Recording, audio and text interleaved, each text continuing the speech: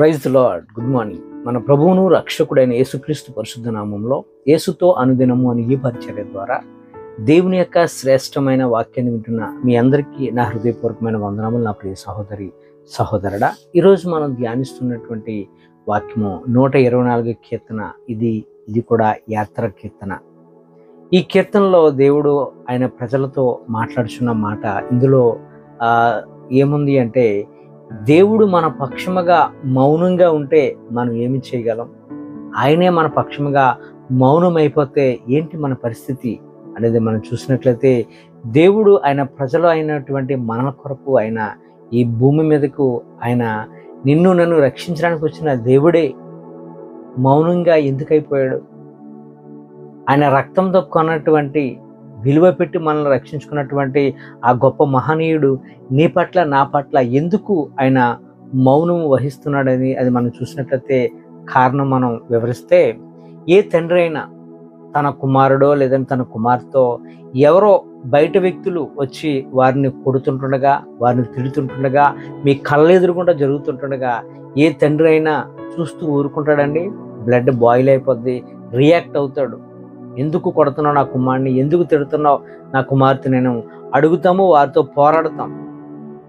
అదే నీ కుమారుడు, అదే నీ కుమార్తె నీ మాట వినకుండా నీకు విరోధంగా తిరుగుతూ, నీకు చెడ్డ పేరు తెస్తూ, నీకు అవమానాలు తెస్తూ ఉన్నటువంటి నీ పిల్లలు నీ పక్షముగా అలా కార్యాలు చేస్తుంటుండగా, ఎవరో బయట వ్యక్తులు వచ్చి వారిని తిడుతుంటుండగా, వారిని కొడుతుంటుండగా నీ రియాక్ట్ ఏంటి? ఎలా రియాక్ట్ అవుతావు వారి పట్ల? మనసులో కాస్త బాధపడతాం, అయ్యో అని బాధపడతాం, చాలా వేదనకు గురవుతాం, కానీ చూస్తాం తప్ప రియాక్ట్ అవ్వం. ఎందుకు అంటే వారు నీ పట్ల చేస్తున్న కార్యాలను బట్టి మనం ఒక్క అడుగు కూడా మనం ముందుకు వేయలేం. కానీ మనసులో చాలా కృంగిపోతాం. ఎందుకు ఇలా జరుగుతుంది, ఎందుకు నా కుమారుడు ఎలాగైపోయాడు, ఎందుకు నా కుమార్తె ఎలా అయిపోయిందని కుమ్ములిపోతాం, కానీ ఒక్క అడుగు కూడా ముందుకు వేయం. సరేలే జరుగుతుంది కదా, బుద్ధి వస్తుందిలే, సరవుతుందిలే అని మనము మౌనంగా వెళ్ళిపోతాము, లేదంటే అలా చూస్తూ బాధపడుతూ ఉంటాం. సేమ్ యేసుక్రీస్తు ప్రభు వారు కూడా మనకు ఏదైనా ఆపద వచ్చినప్పుడు, మనం ఇబ్బందుల్లో ఉన్నప్పుడు ఆయన మాట వినకుండా మన యొక్క ఇష్టానుసారంగా జీవిస్తే ఆయన కూడా మౌనంగానే ఉంటాడు తప్ప రియాక్ట్ అవ్వడు. ఆయన నీకు అనేకమైన మార్లు నువ్వు చేస్తున్న క్రియలను బట్టి ఆయన సేవకుల ద్వారా, వాక్యం ద్వారా ఎన్నో మార్లు నిన్ను గద్దిస్తూ ఉన్నాడు, హెచ్చరిస్తూ ఉన్నాడు. అయినప్పటికీ కూడా నీలో మార్పు రాకపోతే, నిన్ను నువ్వుగా సరి చేసుకోకపోతే, ఇన్ని హెచ్చరికలు వచ్చినప్పటికీ కూడా నీలో ఆ మార్పు రాకపోతే ప్రభు ఏం చేస్తాడు? ఆయన నిన్ను విడిచిపెడతాడు. నీ పక్షముగా ఆయన మౌనం అయిపోతాడు. ప్రతి ఒక్కరిలో కూడా ప్రస్తుత కాలంలో ఇప్పుడు చూస్తున్నప్పుడు ప్రతి ఒక్కరు కూడా ఏది కూడా దేవునికి సమర్పించి దేవుని సన్నిధిలో పెట్టి ప్రయత్నించేది ఏమీ లేదు. ప్రతి ఒక్కరు కూడా వారి యొక్క సొంత జ్ఞానము, సొంత తెలివి మీద, వారి యొక్క ఆలోచనల మీదే జీవిస్తూ ఉన్నారు. దేవుని ఎక్కడ కూడా ఇన్వాల్వ్ చేయట్లేదు. ఏ విషయంలో కూడా ఎప్పుడు ఇన్వాల్వ్ చేస్తారు? అన్నీ అయిపోయిన తర్వాత ఇన్వాల్వ్ చేస్తారు. ప్రభువుకి ఇష్టం ఏంటో తెలుసండి మన నుండి. ఆయన మన నుంచి కోరుకునేది ఏంటంటే, ప్రతిదీ నా కుమారుడు నా కుమార్తె నాకు అప్పగించాలి, నాతో మాట్లాడాలి, నా మీద ఆధారపడాలి, నేనే అన్నిని వాళ్ళకి అంటూ ప్రభు మనల్ని అంతగా హోన్ చేసుకుంటాడు. అంత సొంతంగా ఆయన చేసుకుంటే మనం ఏం చేస్తున్నాం? ఆయన్ని నీ లెక్కేంట్లే అన్నట్టుగా ప్రభువుని మనం ఆయన మాటను మనం లెక్క చేయట్లేదు. ఆయన మనకు ఎక్కడ కూడా రావట్లేదు. ఆయన ప్రతి దాంట్లో కూడా ఆయన యొక్క ఇన్వాల్వ్మెంట్ లేకుండానే మన ఇష్టం వచ్చినట్లుగా మన తెలివి మీద, మన యొక్క శక్తి మీద ఆధారపడిపోతున్నాం. ప్రభువుకు తెలుసు ఎలాగా మనం పడిపోతామని.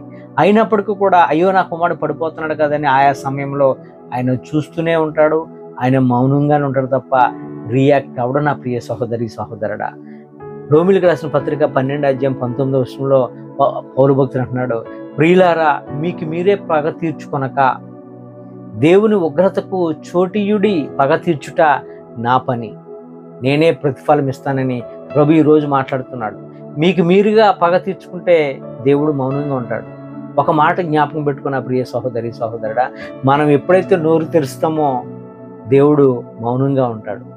మనం ఎప్పుడైతే మౌనంగా ఉంటామో మన పక్షముగా దేవుడు ఆయన యుద్ధం చేస్తాడు, నీ పక్షముగా ఆయన వ్యాజ్యం ఆడతాడు. ఇదే ఫార్ములా. దేవుని యొక్క ఫార్ములా ఏంటంటే, మనం మౌనంగా ఉంటే ఆయన నోరు తెరుస్తాడు మన పక్షముగా, మనం నోరు తెరిస్తే ఆయన మౌనమైపోతాడు. కాబట్టి మనం నోరు తెరిస్తే అన్నీ కూడా అపవిత్రత ఉంటుంది, అన్ని గొడవలే వస్తాయి. కానీ దేవుడే మన పక్షముగా నోరు తెరిస్తే మనకు గొప్ప విజయమును దేవుడు మనకిస్తాడు. చూడండి, ఇశ్రాయేలు ప్రజలు ఆయన వారి పక్షముగా ఉండగా మరి బలమైన రాజ్యాలు వీరి మీదకి వచ్చినప్పటికీ కూడా, వీరు బలహీనులైనప్పటికీ కూడా చిత్తుగా వారిని ఓడించారు. ఎప్పుడైతే దేవునికి విరోధంగా వీరు తిరిగారో, బలహీన రాజ్యాలు వీరి మీదకి వచ్చినప్పటికీ కూడా యుద్ధానికి వారిని జయించలేకపోయారు, పారిపోయారు. 120 కీర్తన మనం చూడండి, అందులో ఒక మాట ఉంటుంది కదా, యెహోవా ఇల్లు కట్టించని ఎడల దాని కట్టువారి ప్రయాసము వ్యర్థమే. దేవుని యొక్క ప్రణాళికలో నువ్వు ఇల్లు కట్టుకోవటం, దేవుని యొక్క ప్రణాళికలో నీకు ఉద్యోగం రావటం ఆయన చిత్తం కాదనుకో, మనం ఎన్ని ప్రయత్నాలు చేసినప్పటికీ కూడా ఆ ప్రయత్నాలుగానే ఉంటాయి. ఒక్కటి కూడా, 1 ఇంచు కూడా ముందుకు వెళ్దాం. డబ్బు అంటవా, చాలా డబ్బు ఖర్చు అయిపోతుంది తప్ప మనకు పని మాత్రం 1 ఇంచు కూడా మనకు ముందుకు సాగదు. నా ప్రియ సహోదరుడు, డబ్బు పోద్ది, పని పూర్తి అవ్వదు. దేవుడు మన పక్షముగా ఎందుకు మౌనంగా వహిస్తున్నాడు అనేది మనం ఒకసారి మన యొక్క ఆత్మీయ జీవితాన్ని ఒకసారి మనం చూసుకుంటే, మనలో ఏమైనా లోపం ఉందా అని చూసుకున్నట్లయితే, మొదటిగా నీ ప్రవర్తన ఎలా ఉందో ఒకసారి సరి చేసుకున్న ప్రియ సహోదరుడా, నీ పక్షముగా దేవుడు ఎందుకు మౌనంగా ఉంటున్నాడు? రెండవదిగా దేవునికి ఇవ్వాల్సిన క్వాలిటీ టైం అని కానీ ఇవ్వలేకపోతున్నావా ఒకసారి నీకు నీవుగా, నాకు నేనుగా మనం చెక్ చేసుకుందాం. మూడవదిగా, ప్రార్థన లోపము నీలో ఏమైనా కలిగిందా ఒకసారి చెక్ చేసుకొని సరి చేసుకుందాం. నాలుగవదిగా, నీ యొక్క రహస్యములో దేవునితో నువ్వు ఎలా ఉంటున్నావు, ఎలా గడుపుతున్నావు? ఒకవేళ దేవునికి అయిష్టంగా కానీ గడుపుతున్నావా? ఒకవేళ అయిష్టంగా కానీ నువ్వు గడిపితే ఆయన నీ పక్షముగా మౌనంగానే ఉంటాడు, కార్యాలు జరగవు. కాబట్టి ఒకవేళ అలాగానుంటే సరి చేసుకో. ఏ లోపం ఉందో ప్రభు పాదాల యొద్ద అడిగి ప్రార్థన పూర్వకంగా మరి దేవుని సన్నిధిలో పెట్టు. ఖచ్చితంగా దేవుని యొక్క కృప మనకు దొరుకుతుంది. ఎందుకంటే ఆయన కరుణా సంపన్నుడు.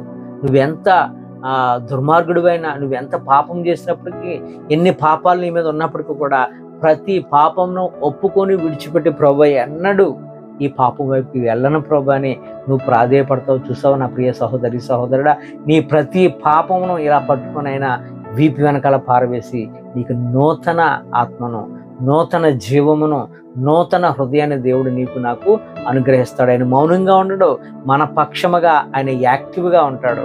అది దేవునికి అట్లా మనం జీవించాలి. అటువంటి లైఫ్ను మనం పొందుకోవాలి. ఈ కొద్ది మాటలు దేవుడు మనందరి జీవితంలో ప్రభు ఆశీర్వదించి ఫలింపచేయును గాక. ఆమేన్. God bless you.